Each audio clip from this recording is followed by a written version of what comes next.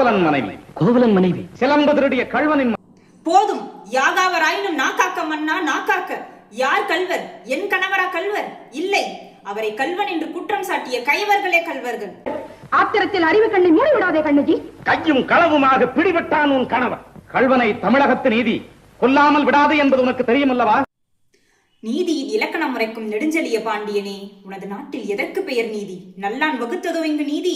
அல்ல அல்ல, வல்லான் வகுத்ததே இங்கு நீதி. அதனால்தான் நான் வணங்குகின்ற என் தெய்வத்தை, என் வாழ்வு கருவூலத்தை சாவு படுகொலியில் தள்ளிவிட்டீர்கள். என்ன அரசே? கண்ணகி, உன் கணவன் கையில் இருந்தது அரசி கோப்பெருந்தேவியின் சிலம்பு. கோப்பெருந்தேவியின் சிலம்பில்லை, கோவலன் தேவியால் என்னுடைய சிலம்பு. நம்ப முடியாது என்னால். நீ யார் நம்புவதற்கு? உன்னை யார் நம்ப சொல்லினார்கள்? உன் மீது வழக்குரைக்க வந்தவள் நான், குற்றவாளி நீ. அதனால் தீர்ப்பளிக்கும் உரிமை உன் கையில் இல்லை. நான் குற்றவாளி.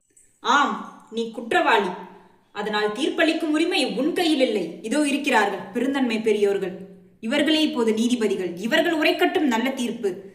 ஆரிய படை கடந்தான், அவனையெல்லாம் புகழ் பெற்றான் என கீர்த்தி திரையால் அவன் செய்த குற்றத்தை மறைத்து விடாமல், தாய் மேல் ஆணையாக, தமிழ் மேல் ஆணையாக, தாயகத்து மக்கள் மேல் ஆணையாக நல்ல தீர்ப்பு கூறுங்கள்.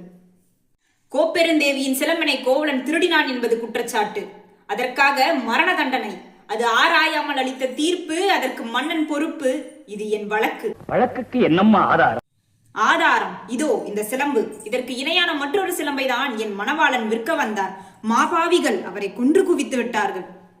அப்படியானால் தேவி அணிந்திருக்கும் சிலம்பு? அவைகளில் ஒன்று என்னுடையது. அதற்கு அடையாளம்? அடையாளம் வேண்டுமா? 1000 கேள்விகள் என்னை கேட்டு குற்றமற்றவனாக ஆக்கிக்கொள்ள துடிக்கிறாயே. இப்படி ஒரு கேள்வி நேருக்கு நேர் என் அத்தானை கேட்டிருந்தால், நீதி வலுவா நெடுஞ்செழியன் என்ற பெயர் உனக்கும் நிலைத்திருக்குமே. என் அத்தானின் உயிரும் தங்கியிருக்கும்.